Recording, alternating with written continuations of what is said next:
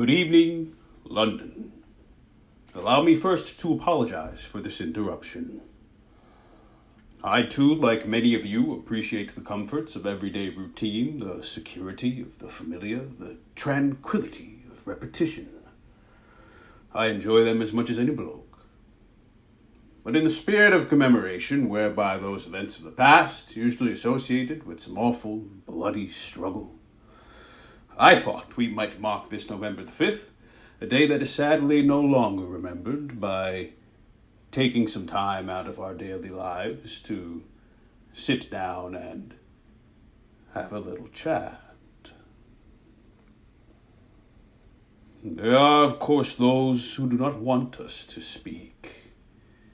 Even now, orders are being shouted into telephones, and men with guns will soon be on their way. Why?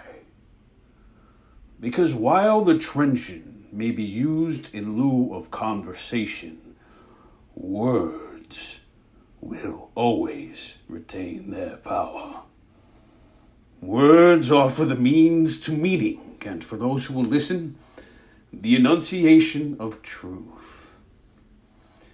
And the truth is,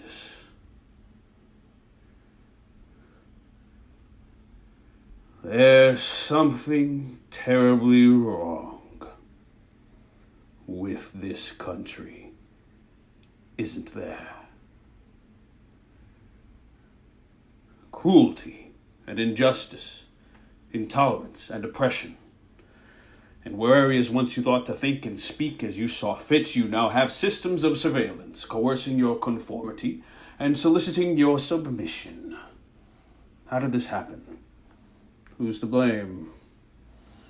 Surely there are those who are more responsible than others, and they will be held accountable. But again, truth be told, if you're looking for the guilty, you need only look into a mirror. I know why you did it. I know you were afraid. Who wouldn't be? War, terror, disease. There were a myriad of problems which conspired to corrupt your reason and rob you of your common sense. Fear got the best of you. And in your panic, you turned to the now High Chancellor Adam Sutler. He promised you order.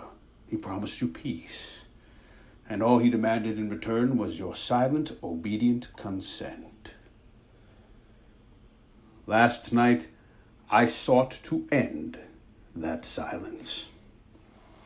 Last night, I destroyed the Old Bailey to remind this country of what it has forgotten. More than 400 years ago, a great citizen wished to embed the 5th of November forever in our memory. His aim was to remind the world that fairness, justice, and freedom are more than words. They are perspectives.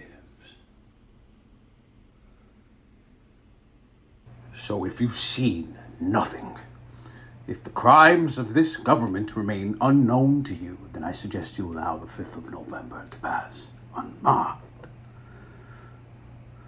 But if you see as I see, and if you feel as I feel, and if you would seek as I seek, then I ask you to stand beside me 1 year from tonight outside the gates of Parliament, and together we shall give them a 5th of November that shall never,